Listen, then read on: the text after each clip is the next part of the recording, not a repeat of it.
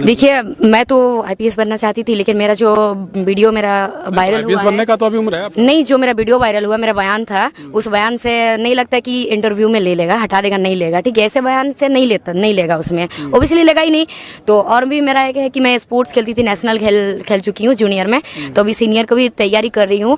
तो अभी तो मैं फिलहाल स्पोर्ट्स में ही रहूँगी, और अभी मेरा मतलब ऐसे नेत्री बनने का उम्र भी नहीं हुआ।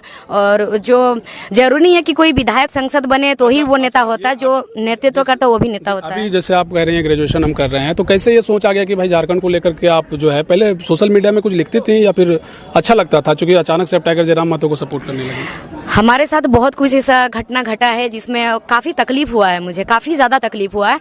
अगर मैं बताऊंगी तो अभी इतना मतलब समय नहीं है, हमारा घर भी काफ़ी दूर है, जाना पड़ेगा, तो काफ़ी लंबा कहानी है हमारे साथ बीता।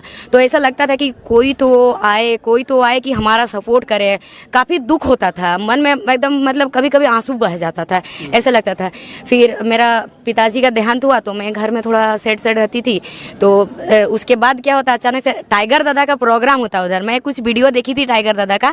फिर प्रोग्राम होता तो मेरे चाचा जी है ना, मेरे चाचा जी मुझे ले गए थे टाइगर दादा का प्रोग्राम। फर्स्ट बार मेरा सरायकेला में ही खंखड़ा में हुआ था टाइगर दादा का वो प्रोग्राम। मैंने देखा 2 घंटा टाइगर दादा जो स्पीच दिए, एकदम दिल पे वो लग गया, एकदम खंजर की तरह एकदम वो बात लग गया और दिमाग में एकदम अभी तक ही कि कैसे बोले थे, क्या बोले थे। तब से लगा कि चलो कुछ तो है, कोई तो है कि हमारा साथ अभी खड़ा है। अब हम लोग को सब मिलके इनका साथ देना चाहिए। आपके परिवार में आपकी माँ है, कितने भाई हैं आपके? मेरे 2 भाई हैं, 1 बहन है, और मेरी माँ है, चाचा है, मेरे बुआ है। तो अभी आप जाती हैं, जगह जगह जा रही हैं, स्टेज पर परफॉर्मेंस करती हैं, मीडिया को इंटरव्यू दे रही हैं, परिवार वाले क्या कहते हैं कि ठीक कर रही है बेबी, अच्छा है, आगे जाओगी?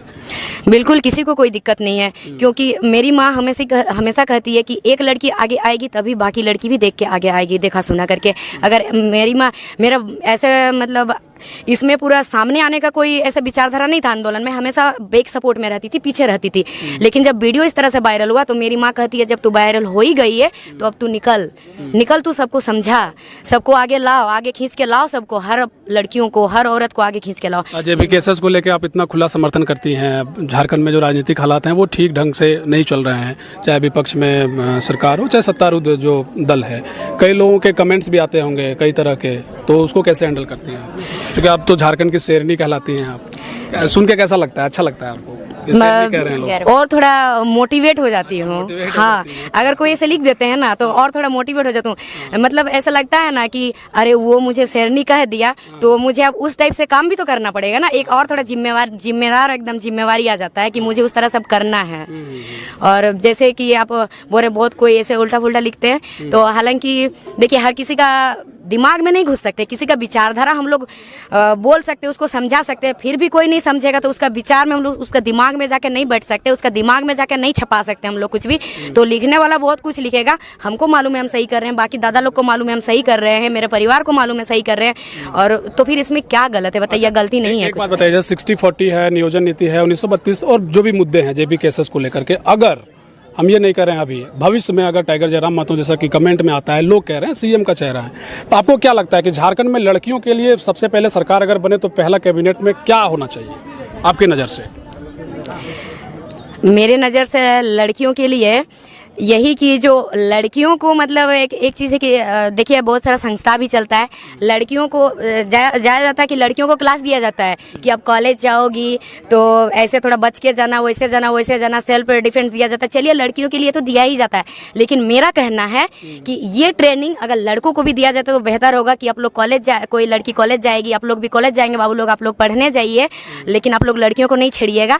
और लड़कियों के लिए जैसे कि कोई गाँव की लड़कियाँ होती है तो उन्हें भी मतलब एक कुछ ऐसे अपना सेल्फ डिफेंस का हुआ, एक होता है ना कि अपना पर्सनालिटी डेवलप का, उन्हें भी कुछ ट्रेनिंग दिया जाए। उन्हें पता ही नहीं चलता, जब वो लड़की गांव के स्कूल में पढ़ाई करती है, फिर जब वो बाहर कॉलेज जाती है 12th का पढ़ाई करने के लिए, तो वो लड़की अचानक से घर से बाहर आ जाती है ना, तो फिर उसको मतलब समझ में नहीं आता कि हम क्या करें क्या नहीं करें, फिर वो लड़की गलत डायरेक्शन पे चले जाती है। तो बेबी महतो इतना बोलने कैसे सीख गई? क्या कहाँ से ज्ञान अर्जित होता है इतना? सभी बेटियां चाहती हैं कि हम भी वायरल हो जाएं, बेबी महतो बने, लड़कियां तो चाहती हैं, लड़के तो हैं टाइगर जयराम महतो के राह पे चल पड़े हैं। बेबी महतो का ये जो ज्ञान वाला जो है वो कहाँ से आता है?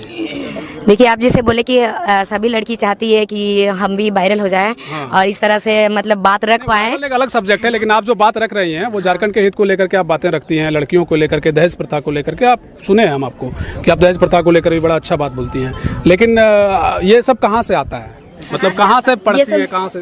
जी जी, ये सब देखिए अपने में, एक मिनट जी, अपने में ये सब बीतता है। देखी हूँ, मेरा रिश्तेदार में ही एक दीदी है, दीदी लगती थी, मैं उस टाइम काफ़ी छोटी थी, तो उन्हें जलाकर मार दिया गया।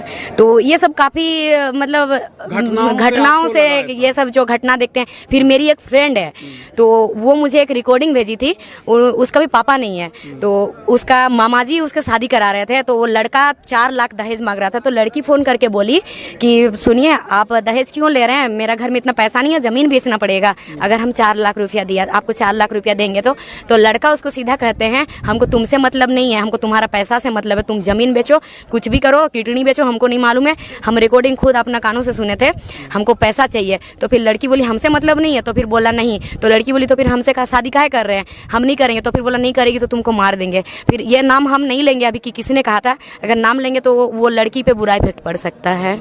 अच्छा एक बात बताइए, एक अंतिम सवाल है, दहेज देके शादी करना पसंद करेंगे? बिल्कुल नहीं। अगर कोई दहेज मांगेगा ना, उस इंसान से हम शादी कभी नहीं, हम कुंवारे रह जाएंगे, लेकिन हम दहेज देके कभी शादी नहीं करेंगे, लेकिन शादी नहीं करेंगे। नहीं, पैसा भी नहीं देंगे, पैसा भी नहीं देंगे। क्यों देंगे? पैसा भी नहीं देंगे। चलिए, बहुत शुक्रिया आपका समय देने के लिए बेबी महतो जी। धन्यवाद।